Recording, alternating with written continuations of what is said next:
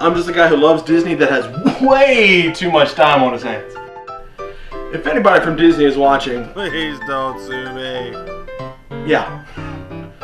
I'm here to rate, review, and describe all of your favorite things from the magical world of Disney.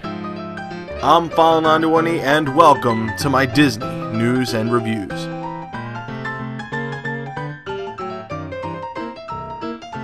Hello everyone and welcome to this week's Disney News and Reviews. I'm File91e. I got a pretty big weekend this week, guys. You probably know by my video earlier, or rather yesterday, that I got the Bonus Stage Marathons thing going on again. My buddies at the Bonus Stage Marathons group are doing a 72-hour Final Fantasy marathon for autism research. So, check that out if you're into video games and whatnot, or even if you're just a fan of me and you want to give back to File91e, help me by giving as much donations as you possibly can to that. Basically, just go to the little link at the bottom and just click the Bonus Stage Marathons blogspot thing. On the right hand side you'll see the chip in thing. It's done through PayPal, and the money does not go to us or the Bonus Stage Marathons guys. It goes straight to a charity. So it's not like, the charity of the Bonus Stage Marathons. It's a charity for, it's an actual charity. I don't know what charity it is because I haven't talked to the guys yet, but no, it's really for a good cause. I mean, we're not trying to screw you out of money here. So it's a pretty cool thing. Just go there, check it out, and you'll be doing me a favor by being there. And who knows, by the time you're watching this, I might be over there. So check it out, hit the stream, see if I'm over there. You can ask the guy who's doing the guy in the little lower right hand corner or whatever it is. The people doing the commentary, you can ask them if I'm there or not, because I'll be over there on and off this whole weekend. So if you want a chance to chat with me, just go over there, log in, and enjoy the 72 hours of Final Fantasy. And I'll remind you guys at the end of the show, because I want to make this show kind of short, but I have a lot to say also at the same time. So let's keep that one going. But other than that, not too much going on. I might be getting my plane tickets this weekend, guys. So I don't know. Just keep an eye out for that. I might do a video on that later. So either way, yeah, let's get right to the news. Okay, the AMC Pleasure Island 24 theaters will have a new name along with new dine-in theaters when it reopens next month. The new name being the AMC Downtown Disney 24. A total of 6 of the original screens will now be dine-in theaters, and this will complete the update work on the complex that has seen the addition of the new digital projector systems, large screen ETX theater, concession stand of the future, new lobbies, and all new signage. So check that out. I've never really had the desire to go to a movie theater while I was on vacations, but who knows? This might be a cool thing, especially the dine-in thing. I'm really interested to see what that's like. Now, a lot of people who have already been down there know that Sounds Dangerous at Disney Hollywood Studios is up and running for the seasonal operation, where it will be closed again on Sunday, May 1st, 2011. The seasonal attraction has been opened during the refurbishment of Star Tours and for the busy spring break and Easter period. So you never know when that thing is going to show up, and that was one of the few rides I gave a 1. I hated that ride. Anyway, and finally, Cirque du Soleil La Nouba will be dark from May 15th to May 30th, so just keep that in mind, with performances resuming on May 31st at 6 p.m. and 9 p.m. The show has normal operating days of Tuesday through Saturday. They're probably just getting some rest. God knows, doing all that stuff, you gotta chill out and relax. I mean, come on, it's Cirque du Soleil. It's crazy stuff. So yeah, that's news for this week, so let's get right to the reviews. Alright, ladies and gents, I'm going to finish the hotel information overview sort of thing of all the hotels at Disney World, because a lot of people have been asking about it. So I want to finish up with 2 non-Disney Disney hotels and the last of the Disney resort things. First off is the last of the Disney resort things. It's the Fort Wilderness Resort and Campground. Now this opened in 1971. And it is a campground along with cabins if you want cabins. So basically there are places where you can park an RV, pitch a tent, or even or reserve a cabin, which is a full cabin. It has I think it has a a couple rooms. Definitely it has a kitchen and a living area, so it's a nice little room there. There are no deluxe suites or anything like that, but if you're tight on some money and you don't mind the outdoors, the Fort Wilderness Campground might be good for you. Because I was actually going to go down with my family, for and we were actually going to stay there because my mother, she likes to cook a lot, and like she doesn't like to go to the parks all the time like me and my brother do. So we were actually going to go down, and she liked that idea of having a TV there, a kitchen, so she could make dinner, do whatever on the days where she's not at the parks, and on the days where she is at the parks, she can come home and lounge out. So it was cool either way. So that seemed like a viable option. Now there are some special shows and different things unique to the resort, like the Hoop-de-Doo Review, and there are activities, where they actually show movies, they make s'mores. It's really a cool little thing there. They even had a railroad at one point, which isn't there anymore. But it is a cool idea. They I won't go into everything there, but they have all of the necessities for a campground, so showers and whatnot like that. So if you had any question about that, there you go.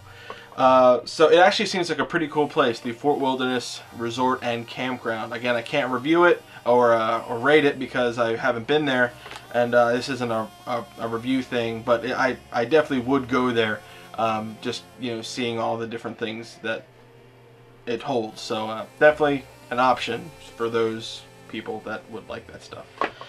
Okay, it's weird not being able to review things, so I have no like finish, it's weird, so it's kind of interesting. Anyway, so the last two things that I want to talk about are some non-Disney resorts. You've seen them on the way in, if you've ever been to Disney World before, you've seen them on the way in. It's the Walt Disney World Swan and the Walt Disney World Dolphin Resort. Now both of these opened in 1990, and they're deluxe. They're classified as deluxe resorts, and they have a variety of shops and restaurants, but no Disney theme. Why no Disney theme? Well, I dug in a little history there for you. See what I did? Do you see what I do for you guys? Because I really don't like to talk about these resorts too much. Anyway, in the late 1980s, Disney saw that they were losing business to area hotels that catered to conventions and large meetings. So Michael Eisner decided to build a convention-oriented hotel near Epcot. The Tishman Group, the contractor who was hired to build Epcot, was also had hotels in the nearby Disney Hotel Zone. They claim that the Epcot deal gave them exclusive rights to operate convention hotels on the Disney property. So Disney partnered with the Tishman Group and developed the Swan and Dolphin complex. Now Tishman owns the buildings but has a 99-year lease on the land from Disney. So Disney's allowing them to be there. Disney also receives a share of the hotel's revenues and has a say in any design or architecture changes to the interior or exterior of the buildings. Believe me, Disney wants to keep its appearances up, and it doesn't want anything that might offend anybody when it comes to those hotels. And also, here are some of the perks and minuses for staying at the Disney Swan Hotel or Dolphin Hotel. Guests have complimentary transportation to all Walt Disney World theme parks and attractions. The length of stay passes are available, as is package delivery from shops across the resort. Swan guests can also use extra magic hours at certain theme parks on certain days. However, room charging using a hotel key as a credit card at Walt Disney World is not available, and hotel restaurants do not participate at any of the Disney dining plans or discounts. Also, guests staying at the Swan and Dolphin have parking, boat, and Walt Disney World bus privileges. So it's a cool mix, plus and minus sort of thing there. The Walt Disney World Swan and Dolphin, they look incredible. They are very, well built, very high class, very luxurious, and you don't get that Disney theme, because some people that if they're headed down for a convention, they don't want to see Goofy or Mickey Mouse in their face shoved down their throat every time they go around a corner. Now, these are usually high class business people that don't want to go to the parks. They want to go to the convention, and maybe they might hit a park, just because they're bored one afternoon when they're not doing anything. So those usually are the hotels that cater to conventions and whatnot. Although there are other Disney hotels that do that, but they have the Disney theme and whatnot. But these are more luxurious. So yeah, and there's actually also one hotel down there that I did review. It was the Wyndham Bonnet Creek Resort, which is completely unaffiliated with Disney. If you want to see the reason why they're even there, go watch that. It's a funny story about an old Japanese man who would not pay. He would not give up his land for Disney. Finally, when he died, the timeshare people bought it and built a hotel right smack dab in the middle of Disney World. So that's pretty interesting, and it actually does pretty well. But I stayed there once and I reviewed that, so check that out later. So yeah, that should be it. Every Disney hotel, I gave you some information, and I hope you guys enjoy it, and I hope that helps, help you pick which hotel is good for you. Again, it's all, pre-think about what you're going to be doing down at Disney World. Don't overpay for something that you don't need unless you want to overpay for it. That's just how it is.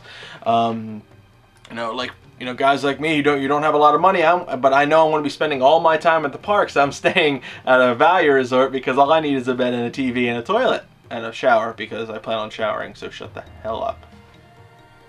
File91e does not stink. He smells like lavender and jasmine and maybe a little bit of vanilla.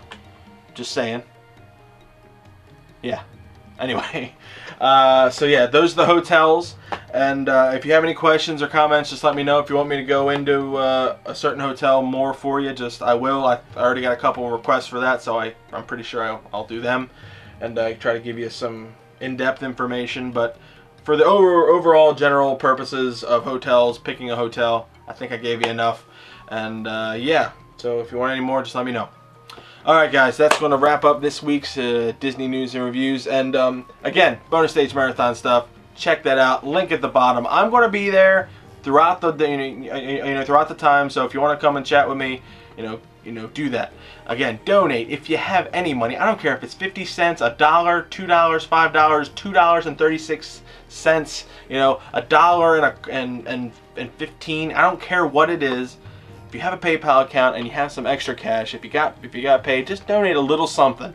Every little bit helps, and it is for a good cause because April is is Autism Awareness Month, and we're trying to raise some money for autism awareness. So it's a good thing. We're not doing this for us. We're doing this for you guys, and we're also having a good time doing it. So it's a little bit selfish, but then again, there is no selfless good deed, according to Friends.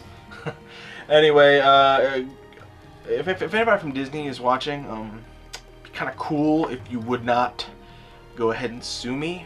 That would be awesome if you could not do that. Put that out of your agenda. Yeah. But you guys, however, out there could go to allears.net or touringplans.com or wdwmagic.com for all your latest and greatest Disney news. WaltDisneyWorld.com is great too. Straight from the horse's mouth, guys. Good stuff. And, I hope you guys have a good weekend. I mean, here in Maryland, it's going to be some good weather. I can't wait. We've been pounded with a whole bunch of storms. Not like storms in Alabama. My heart goes out to you guys because I hate tornadoes. And so my heart goes out to all you guys in the South, and hope everybody has, is a nice and safe weekend, at least for a couple of days, just to kind of regroup there.